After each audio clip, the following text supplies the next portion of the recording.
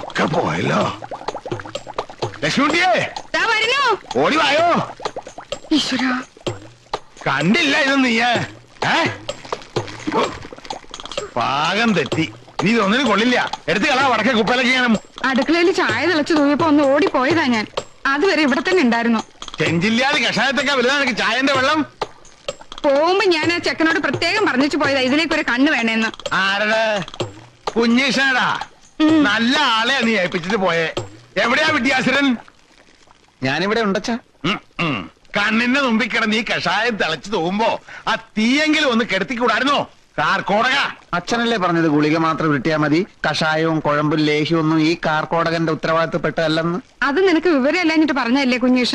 എന്നെ ഏൽപ്പിച്ച ജോലി അത് ഭംഗിയായിട്ട് ചെയ്യുക എന്നുള്ളതാണ് എന്റെ ലക്ഷ്യം. അതെ, അതുകൊണ്ടാണല്ലോ അത് ഭംഗിയായിട്ട് ചെയ്തുകൊണ്ടിരിക്കുന്നേ. ചതുരാകൃതിയിലാണോ ഗുളിക ഉരുട്ടുക? പിന്നെ എങ്ങനെ ഉരുട്ടുക? ഇത് കണ്ടോ ലക്ഷ്മിയെ, ഇതെങ്ങനെയാ മനുഷ്യന്മാർക്ക് കൊടുക്കും? ഓ, എന്റെ പ്രഥമ സന്തതിക്ക് ഇങ്ങനെ ഒരു ജന്മമാണല്ലോ ദൈവമേ നീ കൊടുത്തത്.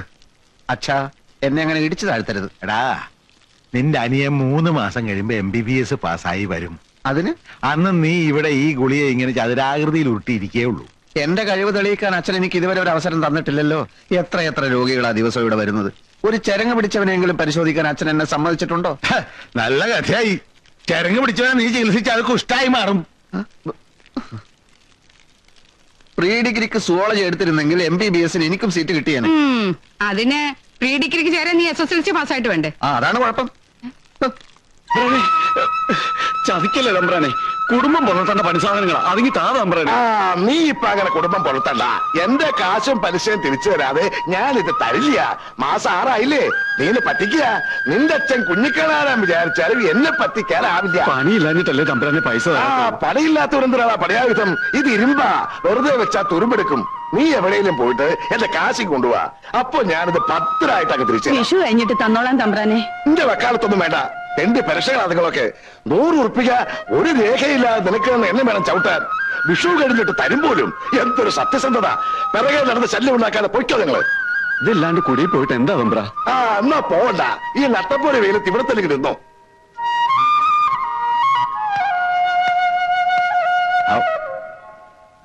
സമയം കഴിഞ്ഞല്ലോ. എല്ലാരും നാളെ വരിക. ശരി. ആ ചെങ്ങാരമ്പള്ളിലെ വേലായിരം മണ്ണ ഭരണിയിലെ കഷായം എടുത്ത് കൊടുക്ക. കാശോ? ഒന്നും വാങ്ങണ്ട, മെരിറ്റിനാണ്. താനിപ്പോ പലിശയ്ക്ക് പണം കൊടുക്കൽ നിർത്തി കിളക്കല് തുടങ്ങിയ? അളിയലല്ലേ പറഞ്ഞത് ഇവിടെ മുളക് വള്ളിയുടെ മൂട് കളിക്കാൻ ഒരു തൂമ്പയില്ലെന്ന്. ഒന്നല്ല, 3 എണ്ണം. എവിടുന്നായിട്ടൊക്കെ? വരുന്ന വഴിയില് ഒരു വിദ്വാരം വിൽക്കാന്ന് വെച്ചിരിക്കണു. അപ്പോഴാ അളിയൻ പറഞ്ഞ കാര്യം ഞാൻ ഓർത്തത്. ഉറുപ്പി 200 കൊടുത്തു. പെങ്ങളെ കാശെടുത്തോട്ട് വാ, എന്നിട്ട് ഇതെടുത്തൊക്കെ അകത്തോട്ട് വെക്ക്. ഇത് പഴയതാണല്ലോ ശിവശങ്കര. പുതിയതല്ല. പുതിയതിനിപ്പോ എന്താ വില എന്നാ വിചാരം? ഈ സെക്കൻഡ് അല്ല. ഇത് ആ കരിയാത്തന്നെയാണല്ലോ ആങ്ങളെ. അന്നൊരു ദിവസം അവനൂടെ കളിക്കാൻ വന്നപ്പോ ഇത് അവന്റെ കണ്ടു. കരിയാത്തത് തന്നെയാ, അവന്റെ കയ്യിൽ തന്നെയാ ഞാൻ വില കൊടുത്ത് വാങ്ങിയത്. ശിവശങ്കര, താനിത് വില കൊടുത്ത് വാങ്ങിയോ അതോ പിടിച്ചിട്ടോ? എന്താ കാശും പലിശയും തന്നല്ലേ, പിന്നെ ഞാൻ എന്താ ചെയ്യാ? അളിയൻ പറയേ. വെറുതെ അല്ല തന്നെ നാട്ടുകാര് പ്രാകുന്നത്. എന്തിനാടോ ഈ വയസ്സുകാലത്ത് കണ്ടവന്റെ ഒക്കെ ശാപം വാങ്ങി തലയെ കെട്ടി വെക്കുന്നത്? കാശിന്റെ കാര്യത്തില് ഇനി കഴിയാത്തതല്ല, സാക്ഷാൽ ദുർവാസാവ് നേരിട്ട് വന്ന് ശപിച്ചാലും എനിക്ക് പ്രശ്നമല്ല. അതെ, ഈ കൊള്ള മുതൽ വിൽക്കാൻ വേണ്ടിട്ട് ആങ്ങളെ ഇപ്പൊ ഇങ്ങോട്ട് വന്നത്? അതിന് മാത്രമല്ല, നേര് പറഞ്ഞാ ഞാനിപ്പോ വന്നത് ഇന്ദിരയുടെ ഫീസിന്റെ കാര്യം പറയാനാ. ഇന്ദിരയുടെ ഫീസിന്റെ കാര്യം? അവളിപ്പോ ടൈപ്പ് അടിക്കല്ലേ, നാളെ അത്ര ഫീസ് കൊടുക്കേണ്ടത്. ഉറുപ്പിയെ 40 വേണ്ടത്. എന്റെ കാശില്ലേ കയ്യിൽ കൊടുക്കാൻ? അത് ഞാനാ കൊടുക്കുക, അളിയിലല്ലേ കൊടുക്കേണ്ടത്. തന്റെ മോള് ടൈപ്പ് പഠിക്കാൻ ഞാനാ പൈസ കൊടുക്ക? അതേ അവൾ ആർക്ക് വേണ്ടിയാ ടൈപ്പ് പഠിക്കണത്? എനിക്ക് വേണ്ടിയാ. അളിയന്റെ മേൽ ഉണ്ണിക്ക് വേണ്ടിയാ. അവനല്ലേ അവളെ കല്യാണം കഴിക്കാൻ പോണത്. ഭാവിയിലേ അവളെ ടൈപ്പ് പഠിക്കുന്നതിന്റെ ഗുണമാർക്കാ? ഉണ്ണിക്ക് അല്ലേ മകളെ?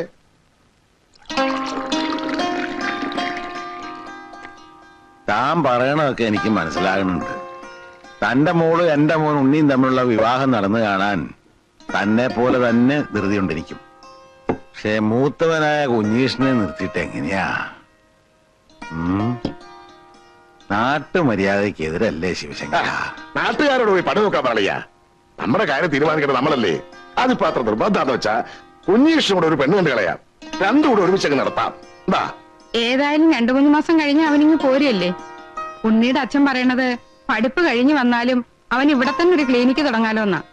ഒരു ഇരിപ്പുറപ്പിച്ചിട്ട് പോരെ കല്യാണക്കാരിയൊക്കെ ചിന്തിക്കുന്നത്. പോരാ, ചിന്തിക്കാനുള്ളത് അപ്പ ചിന്തിക്കണം. പട്ടണത്തിൽ പഠിക്കണ ചെറുക്കനാ എപ്പോഴാ മനസ്സ് മാറുകയെന്നറിയില്ല.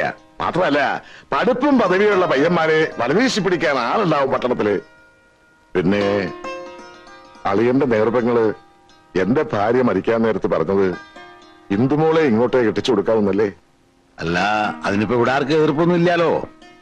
തന്നെയല്ല, അവർ രണ്ടുപേരും മനസ്സുകൊണ്ട് അടുപ്പാണിനും. ആ നിർബന്ധാച്ചാ ഒന്ന് ഇത്തളം വരെ വന്നു പോയാൽ ഞാൻ ഉണ്ണിക്ക് കത്തെഴുതാം. ഉറുപ്പടി നോക്കി കൃത്യമായിട്ട് കൊടുക്കുക. ആ മരുന്നൊക്കെ കഴിക്കണം കേട്ടോ. ഓ കുറുന്തോടിക്കൊക്കെ എന്താ ക്ഷമം. എന്നാലും ഞാൻ ഒപ്പിച്ചു, കാരക്കുന്ന് കയറി പറഞ്ഞിട്ടാണെങ്കിലും. എവിടെ നോക്കട്ടെ. ദാ, ഐ, ഇത് കുറുന്തോട്ടിയാ? കൊണ്ട് കലടോ ചൊറിഞ്ഞ് ഭ്രാന്ത് പിടിക്കണ്ടാക്കി നായിക്കൊറണയാ. ഒരു കുറുന്തോട്ടി കണ്ടാ മനസ്സിലാകത്ത നിന്നൊക്കെ എന്തിനു കൊള്ളാടാ കുതിര കണാരാ. കുറുന്തോട്ടി കണ്ടാ മനസ്സിലാവാഞ്ഞിട്ടല്ല, ഞാൻ ആദ്യം പറഞ്ഞില്ലേ കുറുന്തോട്ടി കിട്ടാനില്ല, ക്ഷാമാണെന്ന്. എടാ നിന്നെയൊക്കെ സൃഷ്ടിച്ച് എന്നെ വേണം ചവിട്ടാൻ. പോടാ എന്റെ മുമ്പിന്ന്. എന്നാ ഇതിനെ കൊണ്ടുപോ.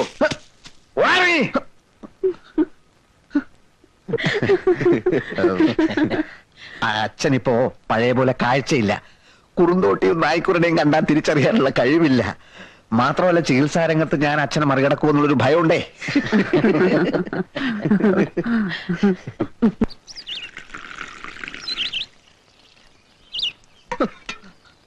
കുറുന്തോട്ടിയൊക്കെ ഞാനും കുറെ കണ്ടതാ. അഷ്ടാംഗ ഹൃദയത്തിലും സഹസ്രയോഗത്തിലൊന്നും കുറുന്തോട്ടിന്റെ ഫോട്ടോ എടുത്ത് വെച്ചിട്ടില്ലല്ലോ. നിനക്കെന്താ? അയാളോട് മര്യാദക്ക് പെരുമാറാൻ പറയണം. ആരോട്? മാധവ വൈദ്യരോട്. സമയവും സന്ദർഭവും നോക്കാതെയുള്ള ചീത്ത പറച്ചിലുണ്ടല്ലോ, അത് അവസാനിപ്പിച്ചില്ലെങ്കിൽ എന്റെ സ്വഭാവം മാറും. ഭാര്യയല്ലേ, ഒന്ന് ഉപദേശിച്ചോളൂ നന്നായിട്ട്.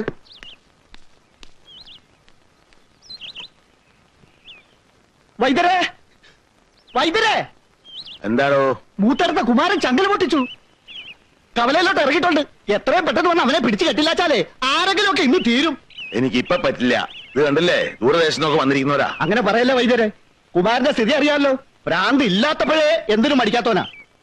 നിങ്ങൾ ആരെങ്കിലും ഇന്ന് പിടിച്ചു കിട്ടുക, അപ്പോഴേക്ക് ഞാനങ്ങ് വരാം. അയ്യോ, അവനോട് ആരെടുക്കും? ആനക്കുട്ടിയല്ലേ അവൻ. വൈദ്യരോടല്ലാതെ മറ്റാർക്കെങ്കിലും അവൻ കീഴ്പ്പെടുവോ?